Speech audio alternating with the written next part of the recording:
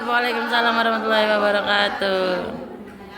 Baik, kami dari kelompok 1, saya sebagai moderator bernama Sulistiawati dan ini tim saya ada Kak Afriyani Tusuk, ada juga Kak Siti Nurlaila, Kak Siti Mardelistiara dan Kak Iis Istiana.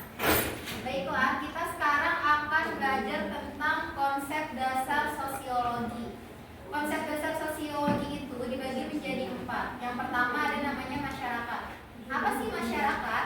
Masyarakat itu kelompok manusia yang terikat oleh sistem adat dan tradisi tertentu. Kan ada masyarakat Indonesia, berarti dia terikat oleh aturan-aturan yang ada di Indonesia gitu. Terus selanjutnya ada interaksi sosial. Interaksi sosial itu apa? Interaksi itu udah pasti hubungan ya. Kita berinteraksi menjalin hubungan. Hubungan apa? Hubungan timbal balik antara makhluk satu dengan makhluk lain, itu namanya sosial, lebih dari satu makhluk. Terus juga ada yang namanya struktur sosial. Struktur sosial adalah pola hubungan antar individu atau kelompok dalam masyarakat. Dan yang terakhir ada stratifikasi sosial nih. Ada struktur, ada stratifikasi. Stratifikasi itu pembagian masyarakat ke dalam lapisan-lapisan berdasarkan status kekuasaan dan prestise. Oke, selanjutnya kita akan masuk ke dalam kegiatan belajar 1 yang akan disampaikan oleh Bu Afi. Kalau bukan saya silakan. KB1 ya. Konsep individu, kelompok dan masyarakat. Konsep dasar sosiologi. Individu, kelompok dan masyarakat. Yang individu, setiap individu memiliki karakteristik kepribadian dan latar belakang yang unik. Dalam sosiologi kita mempelajari berbagai identitas individu terbentuk dan dipengaruhi oleh interaksi sosial. Pemahaman tentang individu menjadi dasar untuk memahami dinamika kelompok dan masyarakat secara keseluruhan.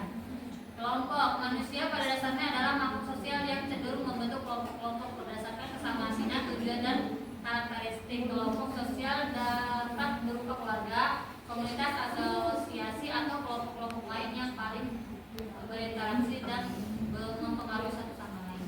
Masyarakat merupakan sistem sosial yang lebih luas, di mana individu-individu dan kelompok-kelompok saling berinteraksi dan membentuk struktur sosial yang kompleks.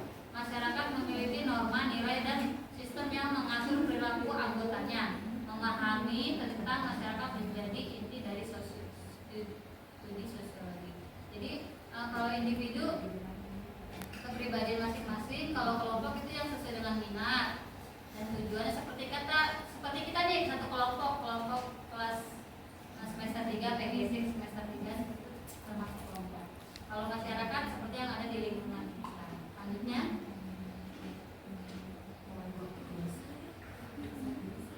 terus ya. Oh iya. Konsep dasar masyarakat. Definisi masyarakat. Masyarakat adalah sekumpul manusia yang saling berinteraksi dan memiliki tujuan bersama dalam suatu wilayah tertentu. Misalnya di satu kompleks atau klaster itu dia masyarakat yang beraneka ragam yang saling berinteraksi di wilayah itu. Terus karakteristik masyarakat. Masyarakat memiliki ciri-ciri seperti sistem sosial, sistem nilai dan norma, serta kesadaran dan identitas bersama. Karakteristiknya.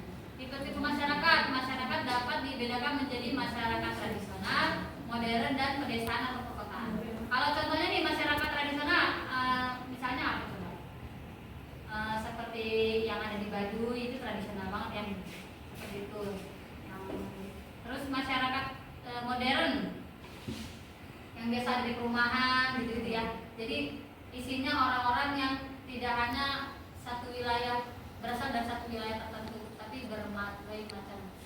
Kalau yang di pedesaan atau perkotaan juga sama. Kalau yang di pedesaan seperti masih daerah desa, biasanya ada di daerah gunung atau daerah pesisir, pantai dan sebagainya. Kalau perkotaan lebih ke area perkotaan seperti kota Tangerang, jadi sentralnya lebih luas, lebih agrobisnis dan apalagi itu, dan lebih ke kota, lebih banyak fasilitas-fasilitasnya. Kegiatan belajar 2 disampaikan sama saya. Kegiatan belajar 2. Interaksi sosial, peranata dan struktur sosial. Interaksi sosial adalah proses saling mempengaruhi antara individu atau kelompok dalam masyarakat. Interaksi ini kemudian membentuk peranata atau aturan-aturan yang mengatur perilaku masyarakat. Peranata ini akhirnya membentuk struktur sosial, yaitu pola-pola hubungan antara individu atau kelompok dalam interaksi sosial dapat berupa kerjasama, persaingan, pertikaian, dan akomodasi. Faktor pendukungnya interaksi sosial dipengaruhi oleh komunikasi, sikap, dan persepsi yang dimiliki oleh setiap individu. Sosial, kelompok sosial, kumpulan individu yang berinteraksi dan memiliki tujuan bersama. Institusi sosial, sistem norma dan nilai yang mengatur perilaku individu dan kelompok. Organisasi sosial, pola keteraturan dalam hubungan antara individu dengan kelompok. Terus kegiatan belajar 3, peran dan status individu dalam kehidupan masyarakat. Setiap individu memiliki peran dan status yang unik dalam masyarakat, dan seseorang dapat didefinisikan sebagai seperangkat harapan yang ditempatkan oleh masyarakat pada seseorang berdasarkan posisi atau status sosial mereka. Sementara status adalah orang dalam dan mempengaruhi interaksi serta dinamika dalam kehidupan bermasyarakat. Oke, dilanjutin sama pendidikan, kesehatan, dan lain-lain. Hal ini harus dipenuhi agar individu dapat berkembang dan berpartisipasi secara optimal dalam kehidupan bermasyarakat. Kewajiban di sisi lain, individu memiliki kewajiban untuk mematuhi norma-norma dan aturan yang berlaku dalam masyarakat. Ini termasuk membayar pajak, menjaga kebersihan lingkungan, menghormati hak orang lain, dan berpartisipasi aktif dalam kegiatan kemasyarakatan. Tanggung jawab selain hak dan kewajiban, individu juga memiliki tanggung jawab terhadap diri sendiri, keluarga, dan masyarakat. Tanggung jawab ini selanjutnya tujuan dan manfaat peran individu. Yang pertama, pembangunan masyarakat. Peran individu yang aktif dan bertanggung jawab dapat mendukung pembangunan masyarakat yang lebih adil, sejahtera, dan berkelanjutan. Kontribusi individu dapat memicu kemajuan di bidang seperti ekonomi, sosial, budaya, dan lingkungan. Yang kedua, peningkatan kesejahteraan. Saat individu menjalankan peran dan tanggung jawab dengan baik, hal ini dapat meningkatkan kesejahteraan bersama dalam masyarakat. Individu yang terpenuhi hak dan kewajibannya akan lebih mampu berkontribusi secara optimal bagi kemajuan masyarakat. Yang ketiga, harmonisasi sosial. Keseimbangan peran dan status individu dalam masyarakat juga dapat mendukung harmonisasi sosial. Ketika semua pihak saling menghormati hak dan kewajiban masing-masing, tercipta lingkungan yang kondusif bagi interaksi dan kerjasama yang positif. Sekian dan terima kasih. Baik teman-teman, selanjutnya adalah sesi diskusi pertanyaan. Oh ya, kesimpulan. Baik teman-teman, jadi kesimpulan presentasi kita hari ini adalah sosiologi itu merupakan ilmu yang mempelajari masyarakat dan interaksi sosial di dalamnya. Konsep-konsep dasar sosiologi mencakup masyarakat, interaksi sosial, struktur sosial, stratifikasi sosial, dan lembaga sosial. Masing-masing konsep ini saling terkait dan memainkan peran penting dalam memahami dinamika sosial dalam masyarakat.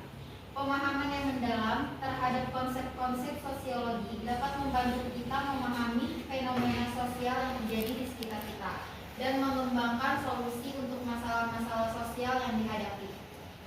Nah, selanjutnya teman-teman adalah sesi tanya jawab. Baiklah, jika ada pertanyaan boleh diajukan, kami persilakan. Silakan dari kita pertanyaannya. Aku mau nanya contoh masalah sosial yang ada saat ini sama di sekitar kita nih. Nah, contohnya kayak gimana sih contoh masalah sosialnya? Masalah sosial yang kita hadapi adalah saat ini yang sedang booming yaitu bullying ya. Oh, kira-kira Mungkin dari dulu itu sudah ada bullying, cuman belum tren kayak sekarang aja, mungkin karena efek sosial media ya. Iya. Jangankan anak murid yang dibully, guru-guru pun banyak yang kena bully dari masyarakat. Kita bisa lihat dari contoh masalah yang sekarang terjadi. Guru itu jangankan sistem belajarnya yang dikomplain, jasa kita juga di komplain, yang mulai dari gratifikasi, bisnis di luar yang menguntungkan dari siswa untuk guru dan sebagainya. Mungkin solusinya adalah bagaimana kita menanggapi hal-hal tersebut dan memberikan benar-benar contoh apa sih kita sebagai guru yang bisa kita contohkan ke masyarakat bahwa kita bisa jadi contoh bagi anak-anak. Baik teman-teman, sudah jelas ya semuanya. Terima kasih banyak. Sekian presentasi dari kami. Wassalamualaikum warahmatullahi wabarakatuh. Waalaikumsalam warahmatullahi wabarakatuh.